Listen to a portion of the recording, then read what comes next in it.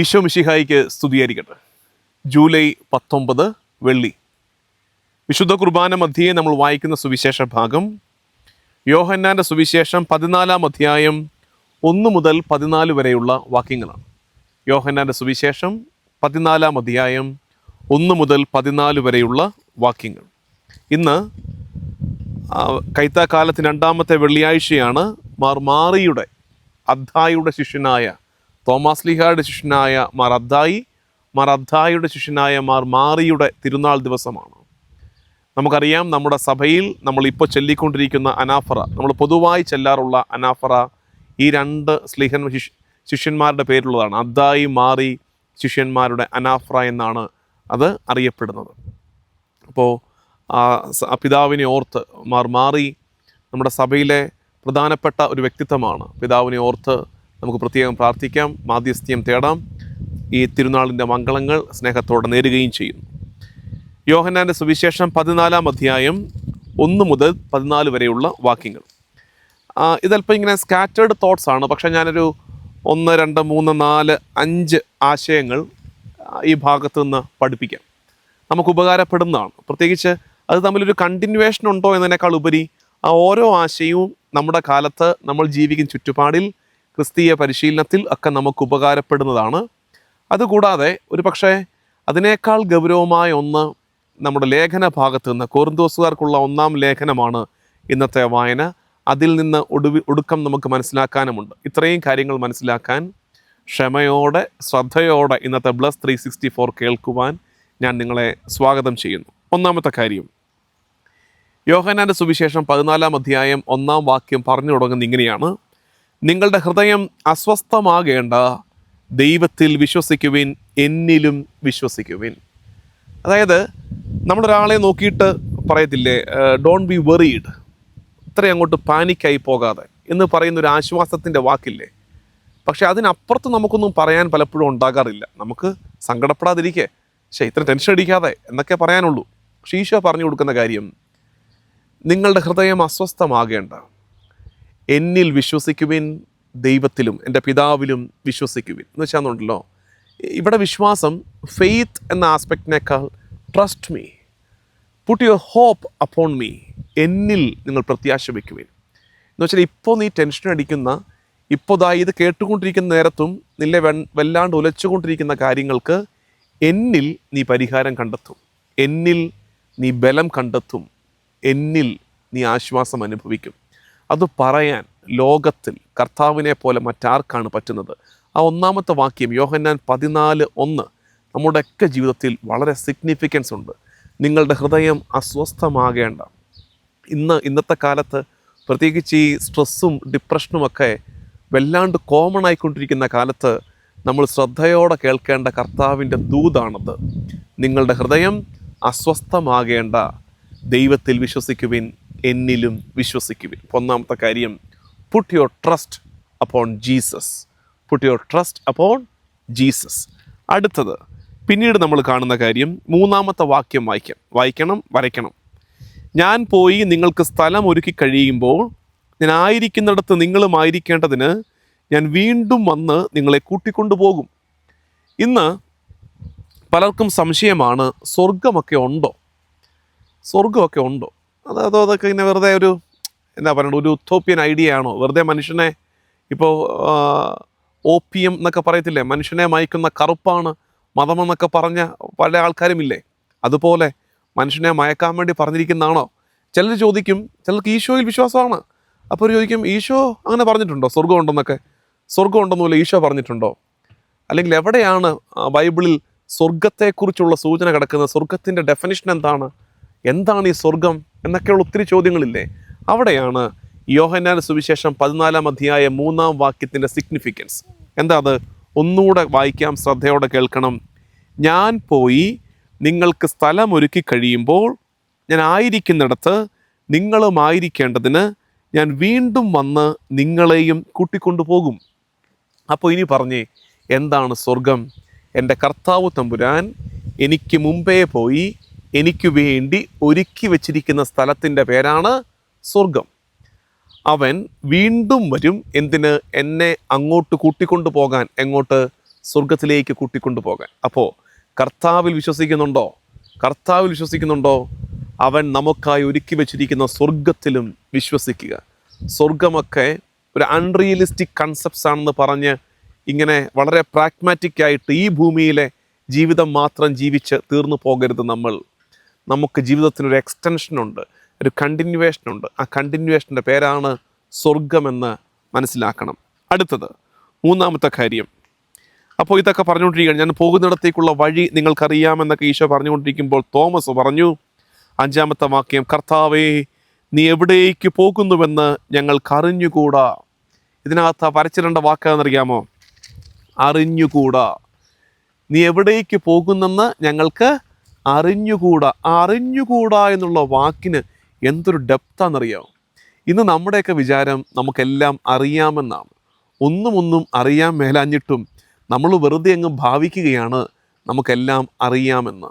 ശരിക്കും നമ്മൾ പറഞ്ഞു പഠിക്കേണ്ട വാക്ക് അറിഞ്ഞുകൂടാ. ഒരാളൊരു കാര്യം ചോദിക്കുമ്പോൾ എനിക്കതിനെക്കുറിച്ച് അറിഞ്ഞുകൂടാ എന്ന് പറയുന്നതിൽ ഒരു കുറച്ചിലുമില്ല. അതുള്ള കാര്യമാണെങ്കിൽ അതുള്ളതുപോലെ പറയുക, എനിക്കത് അറിഞ്ഞുകൂടാ. ദൈവിക രഹസ്യങ്ങൾ അറിയാമെന്ന് ഭാവിക്കരുത്. ചിലപ്പോൾ എളിമയോടെ നിൽക്കണം, എനിക്കത് അറിഞ്ഞുകൂടാ. എന്താ അങ്ങനെ അറിഞ്ഞുകൂടാ എന്നതിൻ്റെ മെച്ചമെന്നറിയാമോ? അങ്ങനെ പറയുന്നതിൻ്റെ ശ്രദ്ധിച്ച് കേൾക്കുക. Ignorance, the realisation of ignorance is the beginning of knowledge. The realisation of ignorance is the beginning of knowledge. അജ്ഞതയെക്കുറിച്ചുള്ള തിരിച്ചറിവാണ് അറിവിൻ്റെ ആരംഭം. അജ്ഞതയെക്കുറിച്ചുള്ള തിരിച്ചറിവാണ് അറിവിൻ്റെ ആരംഭം. ഇനി മനസ്സിലാക്കിക്കേ, അങ്ങനെയാണെങ്കിൽ നമുക്ക് പലർക്കും അറിവ് കുറയാനുള്ള കാരണം എന്താ? അജ്ഞതയെക്കുറിച്ച് വലിയ ധാരണയില്ല. അറിവില്ലായ്മയെക്കുറിച്ച് അറിവില്ല. അതാണ് നമ്മുടെ അപകടം.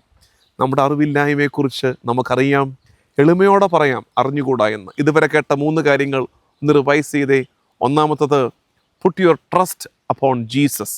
കർത്താവിൽ ആശ്രയം വയ്ക്കുക. തീർന്നിട്ടില്ല. നമ്മളൊന്ന് റിവിഷൻ നടത്തി ഒന്നുകൂടെ കണ്ടിന്യൂസ് മുന്നോട്ടുള്ള യാത്ര തുടരുകയാണ്. ഒന്നാമത്തത്, put your trust upon Jesus. രണ്ടാമത്തത്, വാട്ട് ഈസ് ഹെവൻ? എന്താണ് സ്വർഗം? സ്വർഗത്തിൻ്റെ നിർവചനം നമ്മൾ ഒരുമിച്ച് പഠിച്ചു. മൂന്നാമത്തത്, ignorance, the realisation of ignorance. അറിവില്ലായ്മയെക്കുറിച്ചുള്ള അറിവാണ്, തിരിച്ചറിവാണ് അറിവിൻ്റെ ആരംഭമെന്ന് ഓർക്കുക. അടുത്തത്, പിന്നെ ഈശോ പറയുന്നൊരു ശൈലിയുണ്ട്, അത് പല ആവർത്തി പറയുന്നുണ്ട്. നിങ്ങൾ എന്നെ അറിഞ്ഞിരുന്നെങ്കിൽ എൻ്റെ പിതാവിനെയും അറിയുമായിരുന്നു. ഇപ്പോൾ മുതൽ നിങ്ങൾ അവനെ അറിയുന്നു, നിങ്ങൾ അവനെ കാണുകയും ചെയ്യുന്നു.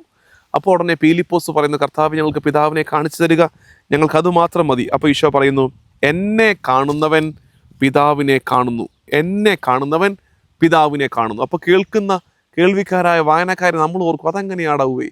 ഈശോയെ കാണുന്നവൻ പിതാവിനെ കാണുന്നത്. അതിൻ്റെ വിശദീകരണം 10-ാമത്തെ വാക്യത്തിൽ കിടപ്പുണ്ട്. ഞാൻ പിതാവിലും പിതാവ് എന്നിലുമാണെന്ന് നീ വിശ്വസിക്കുന്നില്ലേ?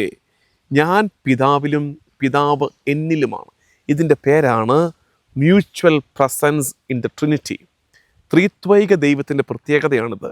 ത്രിത്വത്തിൻ്റെ പല ഫീച്ചേഴ്സിൽ ഒന്നാണ് മ്യൂച്വൽ പ്രസൻസ്. ഒരാളിൽ മറ്റൊരാൾ ഉണ്ട്. പിതാവിൽ ആരുണ്ട്? പുത്രനുണ്ട്, പരിശുദ്ധാത്മാവുണ്ട്. പുത്രനിൽ ആരുണ്ട്? പിതാവുണ്ട്, പരിശുദ്ധാത്മാവുണ്ട്. അതുകൊണ്ടാണ് ഈശോ പറയുന്നത്, എന്നെ കാണുന്നവൻ പിതാവിനെ കാണുന്നു. എന്താ കാര്യം? പുത്രനിൽ പിതാവും പരിശുദ്ധാത്മാവുമുണ്ട്. ശരിക്കും നമ്മുടെയൊക്കെ ബന്ധങ്ങളിൽ ഉണ്ടാകേണ്ടതാണ്. അതായത് ഭർത്താവിൽ ആരുണ്ടാകണം? ഭാര്യ ഉണ്ടാകണം. ഭർത്താവിനെ കാണുന്ന ഒരാൾക്ക് ഭാര്യയെ കൂടെ കാണാൻ പറ്റണം. ഭാര്യയെ കാണുന്ന ഒരാൾക്ക് ഭർത്താവിനെ കൂടെ കാണാൻ പറ്റണം. കുഞ്ഞുങ്ങളിൽ മാതാപിതാക്കൾ ഉണ്ടാകണം. ആ പ്രസൻസ്, അത് അടുത്തോ ദൂരെ ആകട്ടെ, അവരിൽ അവരുടെ മാതാപിതാക്കളുടെ പ്രസൻസ് അവർക്ക് ഫീൽ ചെയ്യണം, ചുറ്റുമുള്ളവർക്ക് ഫീൽ ചെയ്യണം. അപ്പോൾ നമ്മളൊന്നും അധികം ദൂരത്തോട്ടൊന്നും പോവുകയില്ല. അപ്പോൾ നമ്മൾ ഈ കേട്ട 4 കാര്യങ്ങൾ, സുവിശേഷ ഭാഗത്ത് നിന്ന് 4 കാര്യങ്ങളാണ് പഠിച്ചത്. ഒന്നാമത്തത്, put your trust upon God. Puttu your trust upon God. രണ്ടാമത്തെ കാര്യം നമ്മൾ പഠിച്ചത്, ignorance is the beginning of knowledge. അത് രണ്ടാമത്തെ അല്ലായിരുന്നു, അത് മൂന്നാമത്തെ ആയിരുന്നു അല്ലേ? രണ്ടാമത്തെ കാര്യം നമ്മൾ പഠിച്ചത്, വാട്ട് ഈസ് ഹെവൻ? എന്താണ് സ്വർഗം? മൂന്നാമത്തത്, puttu your trust upon God. ദൈവത്തിൽ ആശ്രയം വയ്ക്കുക. ക്ഷമിക്കണം, ഞാൻ ഈ പറഞ്ഞത് അല്പം ഇത് വന്നു, ഞാൻ പെട്ടെന്ന് ബൈബിൾ അടച്ചപ്പോൾ എനിക്കും ഓർഡർ തെറ്റിപ്പോയി. ഒന്നുകൂടെ ശ്രദ്ധിച്ചേ. ഒന്നാമത്തത്, put your trust upon God. Second one, എന്താണ് സ്വർഗം? അത് നമ്മൾ എക്സ്പ്ലെയിൻ ചെയ്തു, എന്താണ് സ്വർഗം. മൂന്നാമത്തത്, ignorance is the beginning of knowledge. നാലാമത്തത്, ത്രിത്വത്തിലെ പ്രത്യേകതയായിട്ട് നമ്മൾ പഠിച്ച ഒരു കാര്യമാണ് മ്യൂച്വൽ പ്രസൻസ്, ഒരാളിൽ മറ്റൊരാൾ ഉണ്ട്. ഇത്രയുമാണ് നമ്മൾ സുവിശേഷ ഭാഗത്ത് നിന്ന് പഠിക്കുന്നത്. ഇനി ഞാൻ പറഞ്ഞായിരുന്നു, ലേഖന ഭാഗത്ത് വളരെ ഗൗരവമുള്ള, വളരെ പ്രാധാന്യമുള്ള, പ്രത്യേകിച്ച് ഈ കാലത്തിൻ്റെ ആത്മീയ സംസ്കാരത്തിൽ വളരെ പ്രാധാന്യമുള്ള ഒരാശയമുണ്ട്. ആ ആശയം കൊറിന്തോസുകാർക്കുള്ള 1-ാം ലേഖനത്തിൻ്റെ 3-ാം അധ്യായം 5 മുതൽ 11 വരെയുള്ള വാക്യങ്ങളാണ് ഇന്ന് നമുക്ക് വായിക്കാനുള്ളത്. അവിടെ കിടക്കുന്നത് ഇങ്ങനെയാണ്. ഈ പൗലോസ് ചോദിക്കുകയാണ്, അപ്പോളോസ് ആരാണ്, പൗലോസ് ആരാണ്? അതായത് സഭയിൽ ഭിന്നത ഉണ്ടായി കാണും, അപ്പോളോസിൻ്റെ ആളുകൾ, പൗലോസിൻ്റെ ആൾക്കാർ എന്നൊക്കെ പറഞ്ഞ്. അപ്പോൾ പൗലോസ്ലീഹ പറഞ്ഞു കൊടുക്കുകയാണ്, കർത്താവ് നിശ്ചയിച്ചു തന്നതനുസരിച്ച് നിങ്ങളെ വിശ്വാസത്തിലേക്ക് നയിച്ച ശുശ്രൂഷകർ മാത്രമാണ് ഇവരൊക്കെ. അതുകൊണ്ട് അവരെ അങ്ങനെ മനസ്സിലാക്കുക. ഞാൻ നട്ടു, അപ്പോളോസ് നനച്ചു, എന്നാൽ ദൈവമാണ് വളർത്തിയത്. അതുകൊണ്ട് നടുന്നവനോ നനയ്ക്കുന്നവനോ അല്ല, വളർത്തുന്നവനായ ദൈവത്തിനാണ് പ്രാധാന്യം. വളർത്തുന്നവനായ ദൈവത്തിനാണ് പ്രാധാന്യം. ദൈവത്തിനുള്ള പ്രാധാന്യം മറന്നിട്ട് നടുന്നവനോ നനയ്ക്കുന്നവനോ പ്രാധാന്യം കൊടുക്കാൻ പോയേക്കരുതെന്ന്. ചിലപ്പോൾ ഒത്തിരി മോശപ്പെട്ട ജീവിതത്തിലൂടെ നടന്ന നിങ്ങളെ സ്വാധീനിച്ച് ഈ വിശ്വാസ ജീവിതത്തിലേക്ക് കൊണ്ടുവന്ന ഒരു അച്ഛൻ കാണും, ഒരു ആത്മീയ ഗുരു കാണും, ഒരു വചനപ്രഘോഷകൻ കാണും, ഒരു ആത്മായ ശുശ്രൂഷകൻ കാണും. അയാൾ എന്താ ചെയ്തത്? നട്ടു. പിന്നീട് നിങ്ങളെ സ്പിരിച്വൽ നറിഷ് ചെയ്ത ഒരു ആത്മായ സംഘടന, അല്ലെങ്കിൽ എന്തൊരു ഒരു സ്പിരിച്വൽ സംഘടന, ഒരു ധ്യാന കേന്ദ്രം, അങ്ങനെയൊക്കെ കാണും. അതാണ് നനച്ച ഇടം. പക്ഷേ ഇതിലൊന്നും നിങ്ങൾ കുരുങ്ങിക്കിടക്കാൻ പാടില്ല. ഇന്ന് കാണുന്ന അപകടം അതാണ്. നട്ടവരിലും നനച്ചവരിലുമാണ് നമ്മുടെ ശ്രദ്ധ മുഴുവൻ. നമ്മളെ വളർത്തുന്ന, നമ്മൾ ഉയർത്തുന്ന ദൈവത്തിലേക്ക് നോക്കാൻ നമ്മൾ മറന്നു പോകുന്നു. അതുകൊണ്ട് നമ്മളിൽ പലരും ധ്യാനഗുരുക്കന്മാരുടെയും ധ്യാനകേന്ദ്രങ്ങളുടെയും ഒക്കെ ഫാൻസായി മാറിക്കൊണ്ടിരിക്കുകയാണ്. അത്തരം ഭിന്നതകളും ഭിന്നിപ്പുകളും സഭയിൽ ഉണ്ടാകരുത്. ഇത് അന്നേ പൗലോസ് വാൺ ചെയ്തതാണ്. അപ്പോളോസ് ആര്? പൗലോസ് ആര്? അപ്പോളോസോ പൗലോസോ ആണോ നിനക്ക് വേണ്ടി കുരിശിൽ മരിച്ചത്? അപ്പോളോസോ പൗലോസോ ആണോ നിനക്ക് വേണ്ടി രക്ഷ സമ്മാനിച്ചത്? അതുകൊണ്ട് അതിനേക്കാൾ ഉപരി നമ്മളൊക്കെ ക്ഷണിക്കപ്പെട്ടിരിക്കുന്നത് കർത്താവിനെ കണ്ട് നടക്കാനാണ്. പ്രിയമുള്ളവരെ, ഞങ്ങൾ ഈ സുവിശേഷം പറയുന്നവരൊക്കെ നിങ്ങളെ ഒന്ന് സ്വാധീനിച്ചു എന്നേ ഉള്ളൂ. നിങ്ങളെ കർത്താവിങ്കിലേക്കൊന്ന് ക്ഷണിച്ചു, ഒന്ന് നയിച്ചു എന്നേ ഉള്ളൂ. ഞങ്ങളെ ആരെയും കണ്ട് ഒരു ധ്യാനഗുരുവിൻ്റെയും ഫാൻസ് ആകാൻ കർത്താവ് നിങ്ങളെ വിളിച്ചിട്ടില്ല. ഒരു ധ്യാന കേന്ദ്രത്തിൻ്റെയും ഫാൻസ് ആകാൻ, അത്തരമൊരു സംവിധാനമായി ഭിന്നിച്ചും ഇങ്ങനെ മുറിവേറ്റും ചെറിയ സംഘമായിട്ട് മാറാൻ കർത്താവ് വിളിച്ചിട്ടില്ല. അതിനുപരിയായിട്ട് സഭ എന്ന ചിന്തയിൽ കർത്താവിന് തുടർച്ചയായ സഭയും സഭയുടെ ശിരസ്സായ മിശിഹായും ആ വിചാരത്തോടെ നിൽക്കണം. അതാണ് 11-ാമത്തെ വാക്യത്തിൽ, ഈശോ മിശിഹ എന്ന അടിസ്ഥാനം സ്ഥാപിക്കപ്പെട്ട് കഴിഞ്ഞു, അതിന് പുറമെ മറ്റൊന്ന് സ്ഥാപിക്കാൻ ആർക്കും സാധിക്കുകയില്ല. പാരലൽ സിസ്റ്റംസ് ഡെവലപ്പ് ചെയ്യരുത്. കർത്താവിനോട്, അവൻ്റെ സഭയോട് ചേർന്ന് നിൽക്കാൻ എപ്പോഴും നമുക്ക് ശ്രദ്ധയുണ്ടാകട്ടെ. നമുക്ക് പ്രാർത്ഥിക്കാം. ഇന്ന് കേട്ട കാര്യങ്ങൾ വെച്ച് കർത്താവും ദൈവമായ ഈശോ മിശിഹായെ, ഒരുപാട് അസ്വസ്ഥതകളുടെ മധ്യേ ജീവിക്കുന്ന ഞങ്ങൾക്കുള്ള ആശ്വാസത്തിൻ്റെ ദൂത് ഞങ്ങൾ യോഹന്നാൻ 14:1 കേട്ടു. ദൈവത്തിൽ വിശ്വസിക്കുവിൻ, എന്നിലും വിശ്വസിക്കുവിൻ. ഞങ്ങളുടെ ആശ്രയം നിന്നിൽ വയ്ക്കട്ടെ. നമ്മുടെ കർത്താവ് ഈശോ മിശിഹായുടെ കൃപയും പിതാവായ ദൈവത്തിൻ്റെ സ്നേഹവും പരിശുദ്ധാത്മാവിൻ്റെ സഹവാസവും എന്നും എല്ലാ കാലവും കൂടെ ഉണ്ടായിരിക്കട്ടെ, ഇപ്പോഴും എപ്പോഴും എന്നേക്കും. ആമേൻ.